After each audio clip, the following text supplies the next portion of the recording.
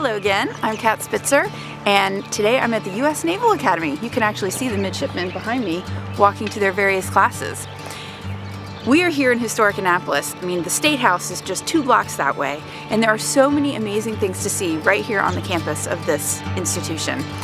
There are museums, historical artifacts, a beautiful chapel that's right over there, and today we're going to go to one of my favorites, which is a museum that has model ships, naval vessels, all sorts of interesting things, and it's really hands-on, so come check it out with me.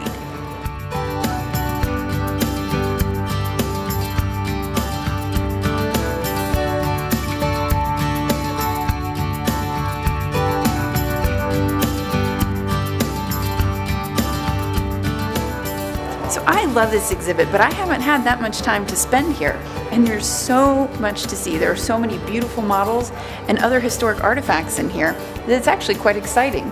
And you get to really see how people might have lived on these ships and what it must have been like to be sailing on these ships. So this model right here is one of my favorites because it's one of the oldest surviving model scale ships in the entire world. These model ships were not just model ships of ships that existed in the past, but they were built around the same time. So things that we're going to see in here are hundreds of years old, which is very, very exciting. And the detail of them, it's sort of a blueprint for the ship itself. They didn't have computers and photographs, things like that, to be able to build these ships. And so experts actually would build them, and then the real deal would be built after the fact. And this one came from a ship that was built in the 1650s.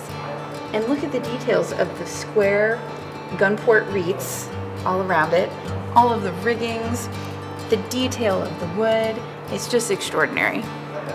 So who are the people behind the building of these boats?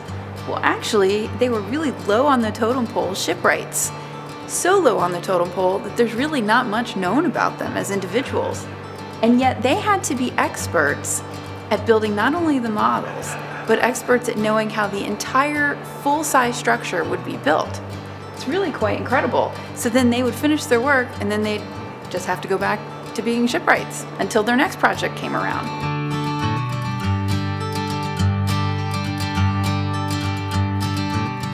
This discusses sanitation at sea, and I know that all of you have heard the term hit the head. Well, that actually comes from the fact that the toilet on the ship was at the head of the ship, and they referred to it as the seat of ease. And so specifically on this ship you can see the little detail of the circular cutout with the box where people would have to come up there and they would have to sit, and it would drop right to the ocean. So it's pretty awesome. You get exact detail of how it must have been to live on these ships. Probably not as comfortable as what you're used to.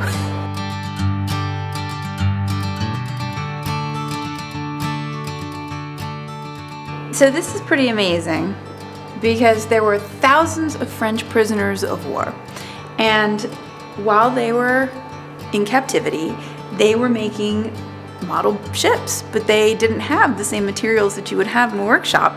So they were using wood and straw and the bones from their beef rations, which is absolutely incredible. And the glue that they had to hold it together was animal hide glue. So they were making models of ships that they had been on when they were captured, and we're lucky to see so many replicas of them here today. It's absolutely insane. Bones!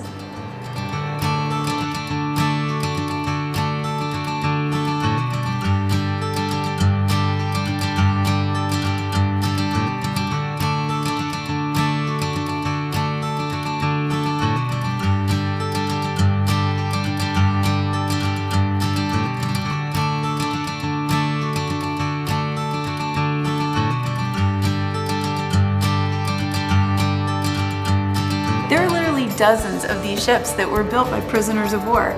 These artists who will never know their names. It's really insane to be part of history like that. And it's all right here in Annapolis that we can easily walk to from the historic part of downtown.